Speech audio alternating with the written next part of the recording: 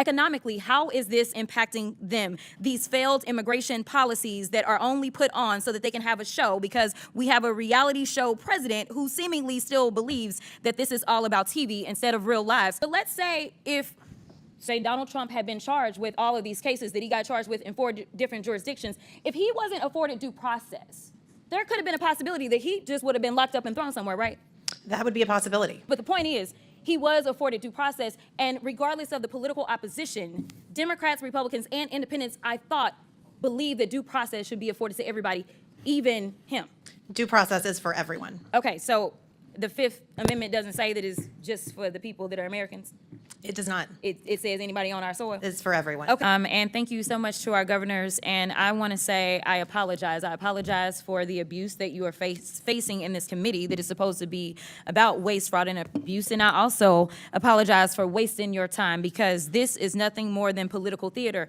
Now, again, this committee is supposed to be about waste, fraud, and abuse. We did not have to have this faux creation of Doge. The committee itself, that is our job. So what I want to talk about is something that the American people may want to know, which is economically, how is this impacting them? These failed immigration policies that are only put on so that they can have a show, because we have a reality show president who seemingly still believes that this is all about TV instead of real lives. So let me talk about something really quickly, because I want to clarify something, because I believe that all of you understand the importance of something like tourism. Are you aware, any of you, are you aware as to whether or not tourism in the United States is anticipated to decrease to the extent that we are estimated to lose $12.5 billion in international vendor spending in just the year 2025? I can answer as the tourism capital of the country. I assume you could. Tourism's already down.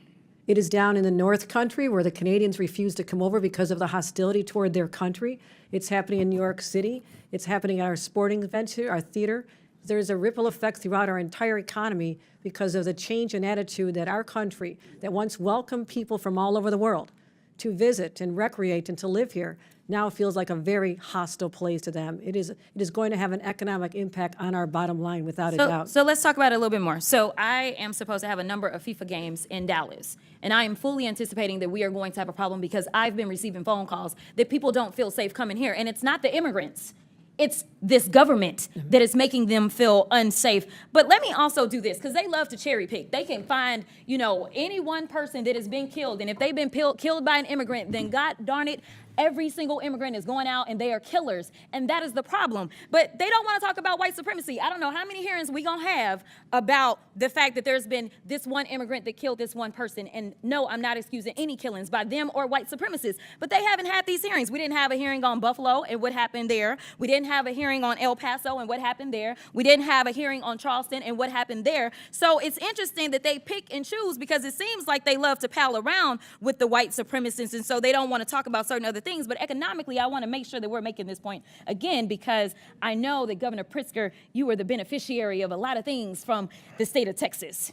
And a lot of people believe that Republicans are fiscally responsible, but instead they are actually fiscally irresponsible, because what he spent was a whopping $221 million transporting people from Texas to your state. Something tells me that he could have done something else with that $221 million.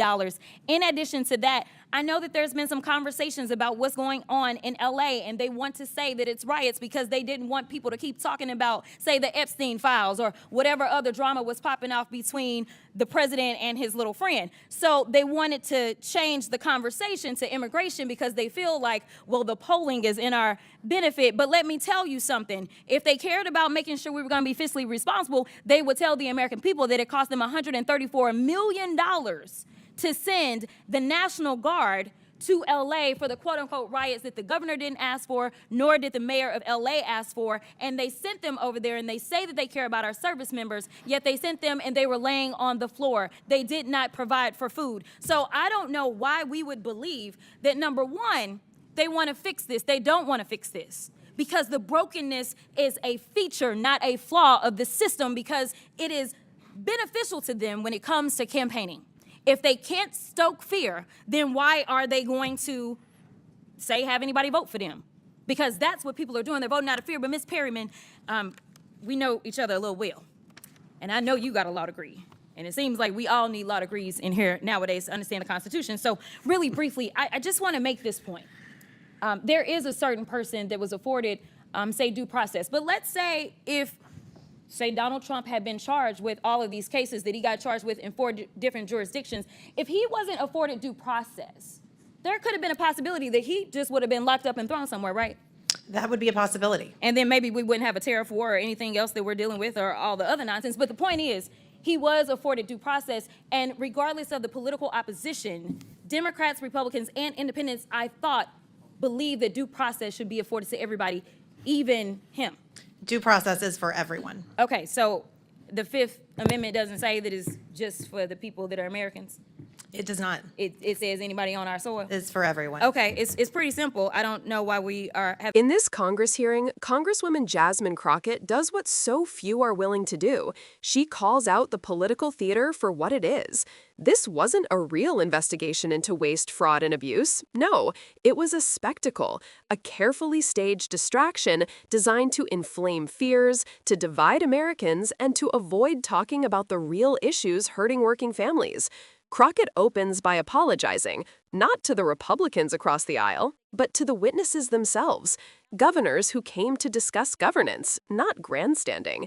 And that tone matters, because from the very start, she exposes the hypocrisy of a committee that claims to fight waste and abuse while wasting time on partisan attacks instead of real solutions. Then she pivots to what truly matters, the economy. Crockett connects the dots most politicians ignore. She reminds the nation that when America projects hostility, when we attack immigrants, when we fuel xenophobia, it's not just morally corrosive, it's economically devastating. Tourism declines, international confidence fades, local economies suffer. Even global events like FIFA games, meant to unite and celebrate, become shadowed by fear and politics. And here's the truth that Crockett so powerfully highlights. It's not immigrants making America feel unsafe. It's the government's own divisive rhetoric. It's leaders using fear as a campaign strategy, not as policy. Then she goes further. She dismantles the selective outrage of Republican lawmakers. They obsess over one tragedy involving an immigrant, but turn silent on mass shootings and hate crimes carried out by white supremacists. Crockett calls this what it is, political cherry-picking, because if this committee truly cared about safety, they'd hold hearings on Buffalo, Charleston, or El Paso. But they don't, because those tragedies don't fit the narrative they want to sell to voters. And her economic argument hits hard again. Governor Abbott of Texas spent $221 million shipping migrants to blue states, money that could have gone into education, healthcare, housing, or infrastructure for Texans themselves. That's not fiscal responsibility. That's a political stunt paid for with taxpayer dollars. Then she exposes another contradiction. The so-called law and order crowd sent the National Guard to Los Angeles for protests the local government didn't even request, spending $134 million on yet another unnecessary operation. Soldiers sleeping on floors, unfed, all for the sake of optics. That's not governance. That's exploitation. But Crockett's most profound point comes when she talks about due process. She reminds everyone, calmly but firmly, that the Fifth Amendment doesn't only protect Americans, it protects everyone on American soil. And that's the essence of our democracy. The rule of law applies to all, not just to the powerful or the politically convenient. Even Donald Trump, who has made a career out of breaking norms, is entitled to due process. But so too are migrants, asylum seekers, and anyone within our borders. What Crockett is really saying is this: you can't pick and choose who gets constitutional rights. You can't claim to defend freedom while denying it to others. And you can't pretend to care about the economy while sabotaging it with policies driven by fear, not fact. Her message is layered, moral, economic, and constitutional, all woven together with passion and logic. It's not just a mic drop moment, it's a civics lesson, a reminder that leadership isn't about grandstanding, it's about protecting people, principles, and the promise of America itself. If this hearing shows us anything, it's that some leaders would rather weaponize chaos than solve problems. But voices like Jasmine Crockett's prove that truth still has a seat at the table. If you believe in facts over fear and compassion over cruelty, make sure you share this clip and stay engaged, because democracy doesn't defend itself. We do.